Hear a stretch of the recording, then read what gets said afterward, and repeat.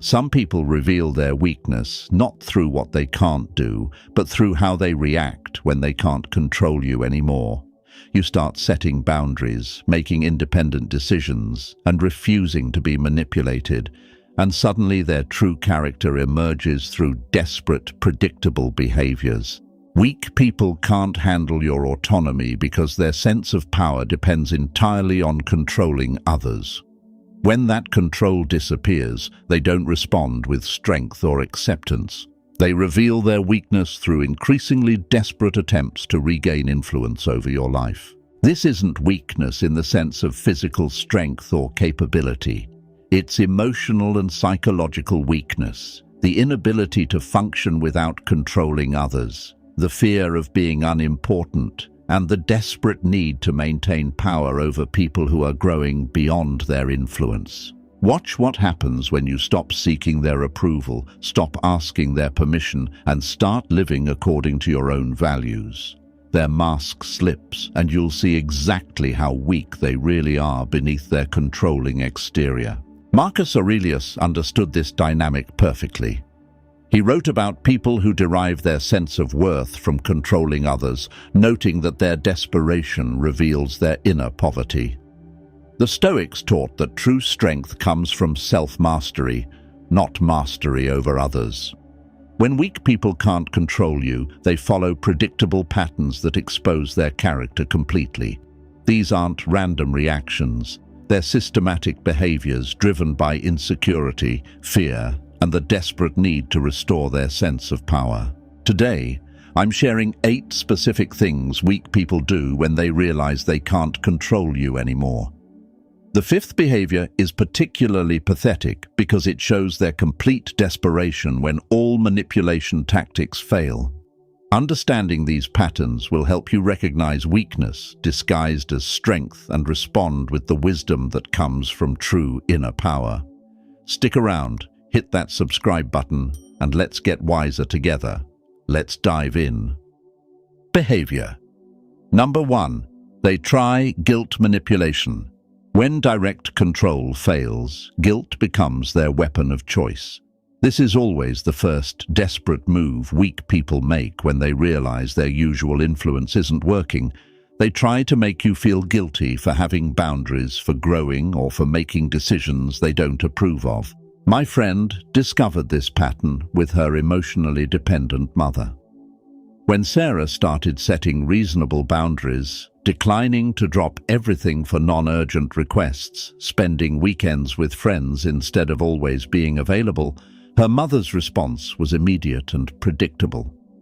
"I guess I raised an ungrateful daughter who doesn't care about family anymore," her mother said through tears. "I'm all alone now, and you're too busy with your new life to care about the woman who sacrificed everything for you." Every conversation became loaded with sighs, passive-aggressive comments about being abandoned, and dramatic statements about feeling unloved. The manipulation was textbook. Sarah's healthy growth was reframed as selfish betrayal, her boundaries painted as cruelty, and her independence presented as abandonment. Her mother was essentially saying, "If you won't let me control you through authority, I'll control you through guilt." Marcus Aurelius faced this constantly in Roman politics, where officials would use emotional manipulation when they couldn't influence his decisions through logic or position. He understood that guilt manipulation reveals profound weakness, the inability to accept others' autonomy and growth. The psychology behind this behavior is telling. Weak people use guilt because they have nothing else to offer. They can't provide compelling reasons for their demands, can't demonstrate value that makes you want their input, and can't accept that relationships evolve as people mature. Instead, they weaponize your compassion against you. This manipulation works by exploiting your natural empathy and desire to avoid hurting others. They make their emotional comfort your responsibility, suggesting that your independence causes their suffering. It's emotional blackmail disguised as hurt feelings. Seneca wrote about the importance of distinguishing between legitimate concerns and manipulative emotional pressure. The Stoics understood that maintaining virtue sometimes requires withstanding others' attempts to make you feel guilty for doing what's right. The weakness is obvious. Instead of respecting your growth or examining why they need to control you, they try to make you feel bad for having evolved beyond their influence. They'd rather damage your emotional well-being than accept your autonomy. Recognize this pattern immediately. When someone responds to your healthy boundaries with guilt trips, they're showing you their true character. Strong people celebrate others' growth. Weak people try to guilt them back into dependence. Don't fall for it. Your guilt serves their weakness, not your growth. Guilt manipulation reveals emotional desperation and manipulation, but our second behavior shows how they try to recruit others to pressure you back into compliance. Behavior number 2. They rally others against you. Unable to control you directly, weak people try to build a coalition to pressure you back into compliance. This behavior reveals just how pathetic they really are. When they can't win the argument with you, they run to others hoping to create enough social pressure to force your submission. I watched this unfold with devastating clarity when my friend Tom stopped enabling his brother's financial irresponsibility. After years of covering rent, car payments, and credit card debt, Tom finally said no to another emergency loan request. His brother's response was immediate and calculated. Within 24 hours, Tom received calls from his parents, his sister, 2 aunts, and even his grandmother. His brother had contacted everyone in the family with a carefully crafted sob story. Tom was abandoning family in crisis, being heartless about money and forgetting where he came from. The message was clear. Everyone needed to pressure Tom to do the right thing. The manipulation was brilliant and disgusting. His brother had turned Tom's reasonable boundary into a family crisis, painting himself as the victim and Tom as the villain. He'd weaponized their entire support network against the one person who had helped him most. Marcus Aurelius faced this constantly as emperor, dealing with senators and advisors who would form alliances to pressure him into decisions that served their interests rather than Rome's. He understood that people who recruit others to fight their battles reveal profound personal weakness. The psychology behind this behavior is pathetic. When weak people can't influence you directly, they attempt to create artificial consequences for your independence. They're essentially admitting they can't make a compelling case for their position, so they need others to gang up on you instead. This coalition building reveals multiple character flaws simultaneously. They're manipulative enough to lie to others about the situation, cowardly enough to avoid direct confrontation, and weak enough to need others to fight their battles for them. Seneca wrote about maintaining virtue regardless of social pressure, understanding that doing the right thing sometimes means standing alone against group manipulation. The Stoics knew that weak people often recruit others because they lack the strength to accept rejection gracefully. Notice how they frame the situation to their recruits. You're always the unreasonable one, they're always the innocent victim, and your boundaries are always attacks that require intervention.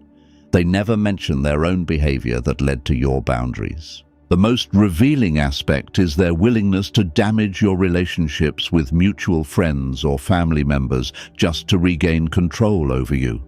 They'd rather poison your social network than accept your autonomy. Strong people respect your decisions even when they disagree. Weak people recruit armies to pressure you into submission because they can't handle being told no. When someone rallies others against you for setting boundaries, you're seeing weakness in its most desperate form. If you've experienced someone rallying family members or friends against you when you set healthy boundaries, comment 2 below to support others who face this manipulative gang-up tactic from weak people. Coalition building shows social manipulation and cowardice, but our third behavior reveals how they escalate pressure when recruiting others doesn't work.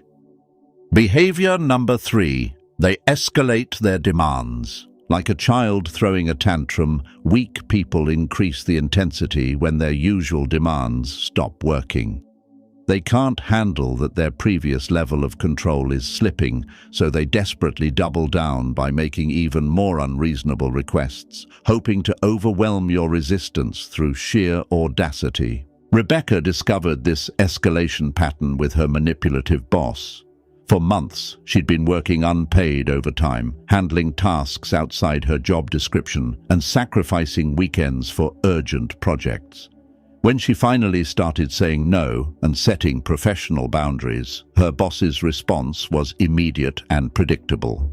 Instead of respecting her limits, he escalated dramatically. Suddenly, she needed to stay until 9 p.m. every night, work every Saturday, and take on the responsibilities of 3 different departments. He created artificial emergencies that required her immediate attention, demanded she answer emails within minutes regardless of the hour, and assigned her impossible deadlines designed to force her back into submission. The message was clear. If regular manipulation wasn't working, he'd increase the pressure until she broke. He was essentially testing whether overwhelming demands would restore his previous control over her time and energy. Marcus Aurelius wrote about people who respond to resistance by increasing their unreasonable expectations, understanding that this behavior reveals deep insecurity and weak character. The emperor knew that strong leaders adjust their approach when meeting resistance, while weak ones simply apply more pressure. The psychology behind escalation is pathetic. These people genuinely believe that if they just push harder, demand more, and create enough chaos, you'll eventually cave and return to your previous compliance. They can't conceive of actually respecting your boundaries or accepting reduced influence over your life. This behavior reveals someone who views relationships as power struggles rather than mutual partnerships. They don't see your boundaries as reasonable limits. They see them as challenges to be overcome through force and persistence. Seneca taught about maintaining equilibrium regardless of others' attempts to create artificial urgency or pressure.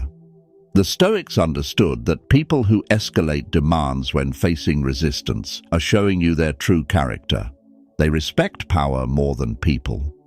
Watch how they frame their escalated demands. Everything becomes an emergency, every request is urgent, and every task is critical. They create false scarcity and artificial deadlines designed to bypass your rational decision-making and trigger compliance through stress. The most revealing aspect is their complete disregard for your well-being during this escalation. They're willing to overwhelm you, exhaust you, and stress you into submission rather than accept that their influence over you has diminished. Strong people adjust their expectations when they meet resistance. Weak people increase the pressure, hoping brute force will succeed where manipulation failed. When someone responds to your boundaries by escalating their demands, they're showing you exactly how weak and desperate they really are underneath their authoritative facade. Demand escalation shows desperation and pressure testing, but our 4th behavior reveals their willingness to attack your self-worth when force doesn't work. Behavior number 4, they attack your character or competence. When they can't control your actions, weak people try to control how you see yourself.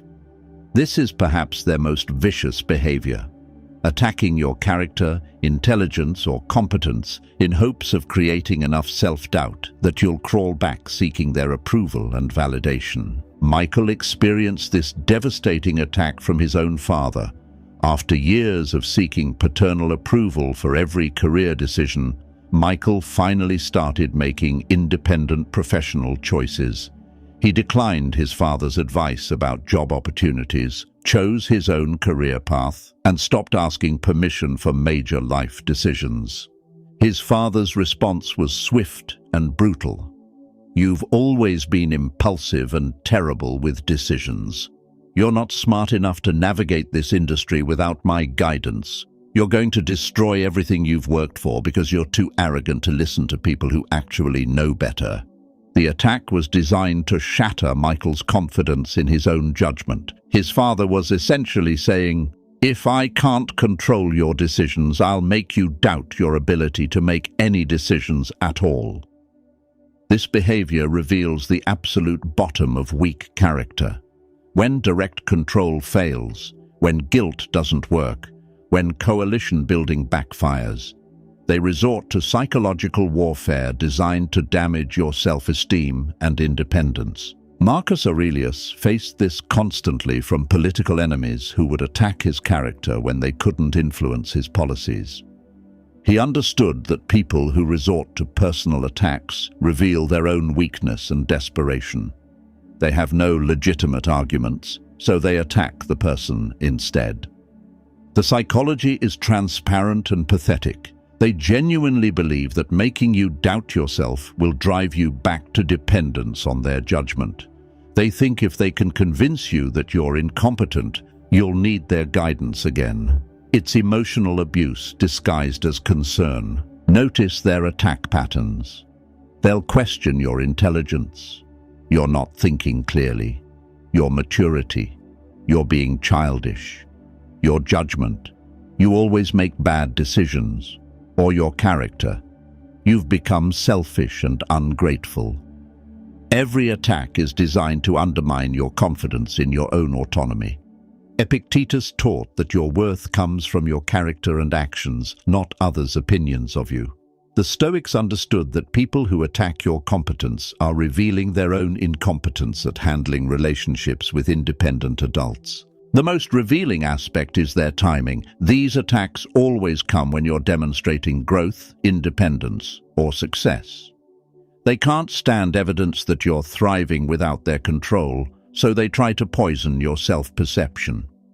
Strong people celebrate others' growth and competence. Weak people attack your confidence when they realize they can't control your choices anymore. When someone responds to your independence by attacking your character or abilities, they're showing you the depths of their weakness and desperation. If you recognize these patterns and want to learn more about protecting yourself from manipulation while maintaining your inner strength, like this video and subscribe to Stoic Training for daily wisdom on dealing with difficult people and building unshakable character. Character attacks show psychological warfare and emotional abuse, but our fifth behavior reveals their ultimate desperation when all manipulation tactics fail completely. Behavior number 5. They threaten consequences or withdrawal. This behavior is particularly revealing because it shows their ultimate desperation when all manipulation tactics fail completely. When guilt, coalition building, escalation, and character attacks don't work, weak people resort to their nuclear option, threatening to withdraw support, end relationships, or create consequences unless you return to compliance. Lisa experienced this nuclear manipulation from her controlling best friend of 8 years. When Lisa continued setting healthy boundaries, declining to drop her plans whenever her friend wanted attention, refusing to be available 24/7 and spending time with other people, her friend delivered the ultimate weak person's ultimatum. If you can't prioritize our friendship like you used to, maybe we shouldn't be friends at all, she said with calculated coldness. I'm not going to beg for scraps of your attention when other people obviously matter more to you now. Either you go back to being the friend I need, or this friendship is over. The threat was designed to terrorize Lisa back into submission through fear of abandonment. Her friend was essentially holding their entire relationship hostage, demanding Lisa choose between her personal growth and their friendship. This behavior reveals the absolute depths of weakness. When all other manipulation fails, they threaten to take away their presence, support, or relationship, unless you abandon your boundaries and return to being controllable. They're literally using emotional blackmail as their final weapon. Marcus Aurelius faced countless political threats and ultimatums, but maintained his principles regardless of consequences. He understood that people who threaten withdrawal when they can't control you are revealing they never truly cared about you. They only cared about what you could do for them.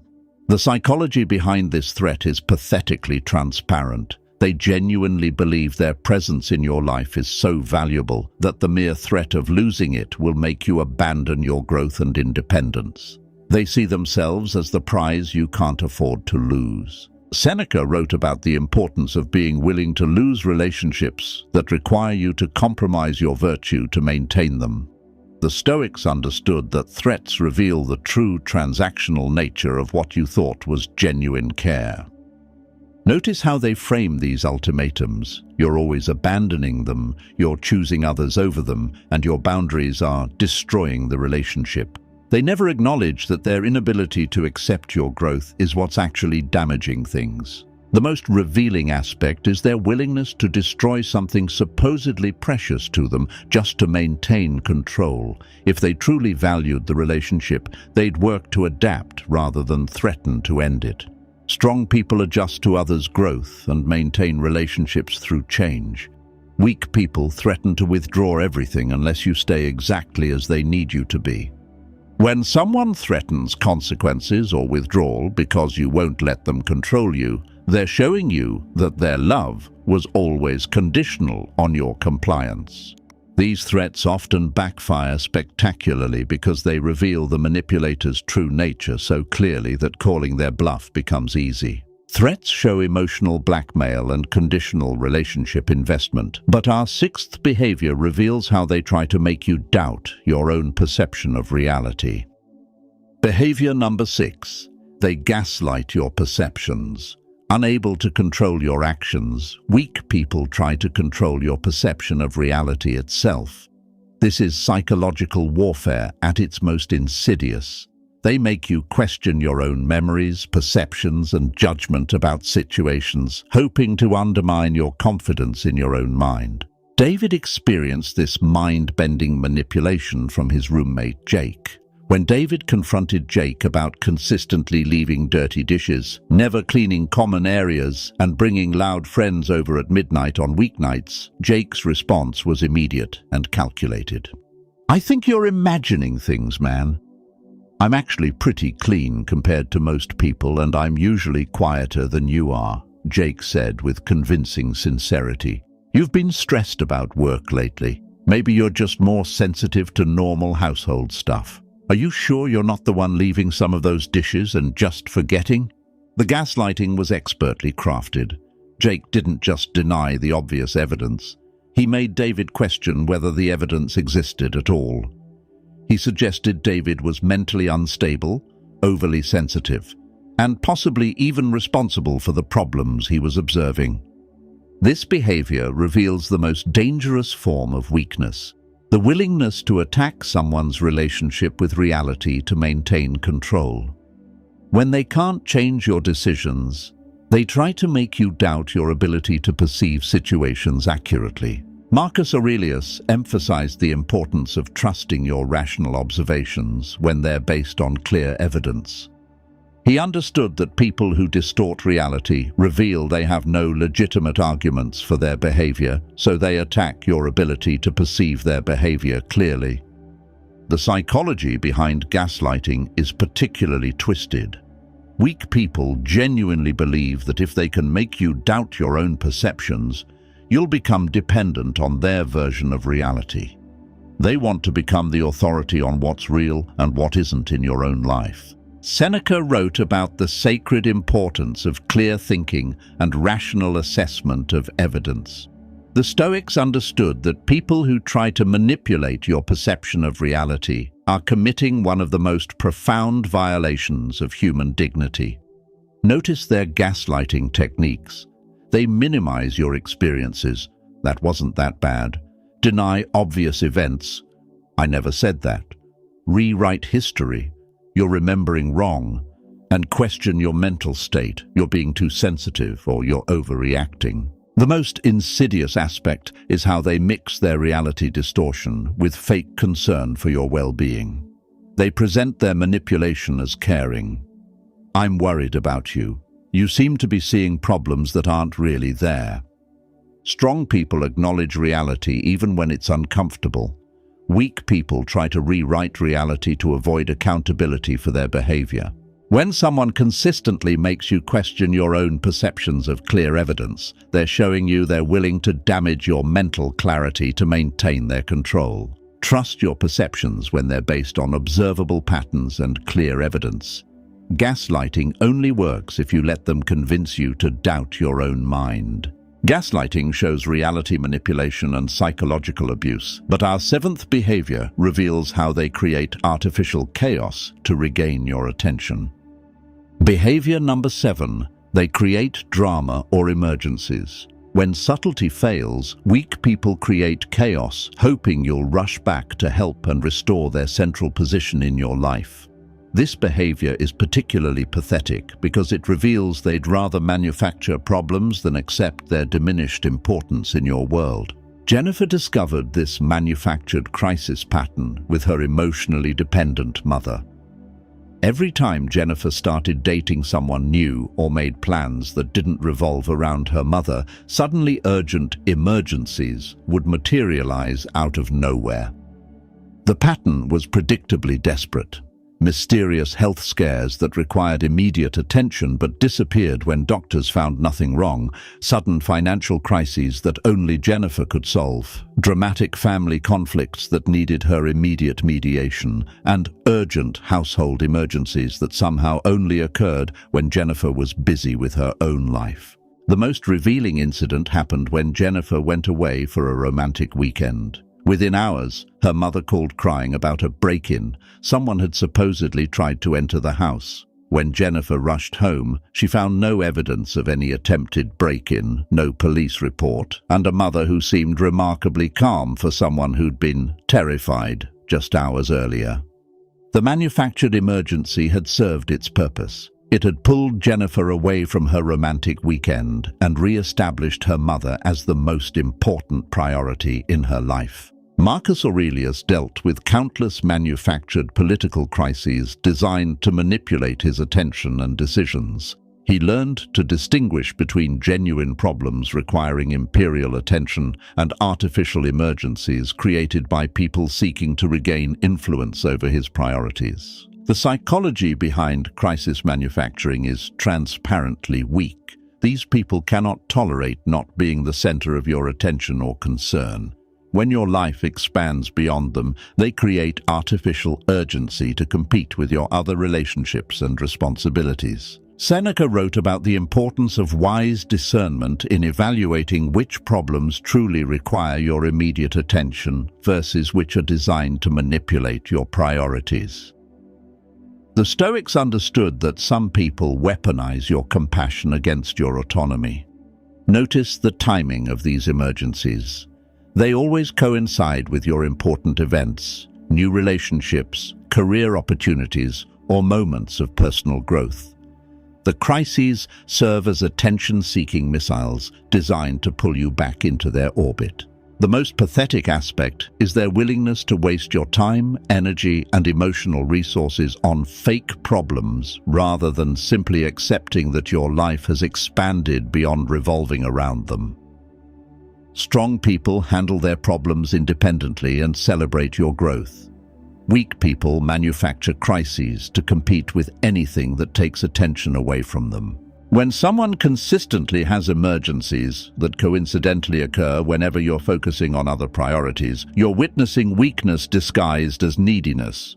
Don't reward manufactured drama with immediate attention. Evaluate emergencies objectively rather than emotionally, and watch how quickly urgent problems resolve themselves when they don't successfully manipulate your priorities. If you're recognizing these manipulation patterns and want to build the inner strength to handle controlling people with wisdom and confidence, like this video and subscribe to Stoic Training for practical guidance on maintaining your freedom while staying true to your values. Drama creation shows attention-seeking manipulation and competition for your priorities, but our final behavior reveals their ultimate response when absolutely nothing else works. Behavior number 8. They either punish you or love bomb you. When all manipulation fails, weak people swing between punishment and overwhelming affection, hoping one extreme will work. This final desperate behavior reveals just how pathetic they really are. They'll try anything, even contradictory approaches, rather than accept that you've outgrown their control. Jake experienced this schizophrenic manipulation from his controlling ex-girlfriend after he maintained firm boundaries about their post-breakup contact. She had been trying every manipulation tactic to restart their relationship, and when nothing worked, she began alternating between two extreme approaches. The punishment phase was ice cold. Complete silence for days, deliberately ignoring him at social events, posting photos with other men designed to make him jealous, and giving him withering looks when they crossed paths. She was essentially trying to freeze him out emotionally, hoping he'd miss her attention enough to come crawling back. When the cold treatment didn't work, she'd suddenly switch to love bombing, lengthy texts about how much she missed him, surprise deliveries of his favorite food, showing up at his workplace with coffee just because, and overwhelming displays of the affection she'd previously withheld. She'd become the perfect, caring partner she'd never been during their actual relationship. The psychological whiplash was calculated. She was essentially saying, if punishment doesn't make you submit, maybe overwhelming love will guilt you back into compliance. Marcus Aurelius observed this pattern in political relationships, where allies would alternate between threatening opposition and offering excessive flattery, depending on which approach they thought might influence his decisions. He understood that both extremes reveal the same weakness: inability to accept others' autonomy. The psychology behind this behavior is transparently desperate. When subtle manipulation fails, weak people resort to emotional extremes, hoping that either the pain of withdrawal or the intoxication of love bombing will break down your resistance. Epictetus taught about maintaining emotional equilibrium regardless of others' behavior toward you. He understood that people who swing between punishment and excessive affection are revealing they view relationships as control mechanisms rather than genuine human connections. Both approaches are equally manipulative. The punishment says, "Look what you lose when you don't obey me." The love bombing says, "Look what you gain when you submit to my control." Neither represents authentic feeling. Both are calculated strategies to restore their influence. Seneca wrote about the importance of consistency in relationships and the danger of people who change their treatment of you based on whether they're getting what they want. The most revealing aspect is their willingness to swing between opposite extremes rather than simply accepting your boundaries. They'd rather exhaust you with emotional chaos than respect your decision to limit their influence. Strong people maintain consistent care regardless of whether they're getting their way. Weak people punish you when you won't submit and love bomb you when punishment fails. When someone alternates between cold punishment and overwhelming affection based on your compliance, they're showing you that neither response is genuine. Both are tools designed to control you. These 8 behaviors reveal the complete arsenal of manipulation that weak people deploy when they realize they can't control you anymore. Understanding these patterns protects you from falling back into their control. When you recognize guilt trips, coalition building, escalating demands, character attacks, threats, gaslighting, manufactured drama, and punishment-reward cycles, you can respond with clarity instead of confusion. Marcus Aurelius and Epictetus both dealt with people who tried to manipulate and control them, but they maintained inner freedom through virtue and wisdom. Weak behavior often stems from fear and insecurity, but understanding the psychology doesn't mean accepting mistreatment. The Stoic approach is maintaining compassion while protecting yourself. Set boundaries clearly, respond with virtue, and focus on what you can control, your choices and commitment to living authentically. If this helped you recognize manipulation patterns, like and subscribe for more wisdom on maintaining your freedom. Comment below. Which behavior have you experienced most? Remember, your autonomy is sacred. Protect it wisely while maintaining your virtue.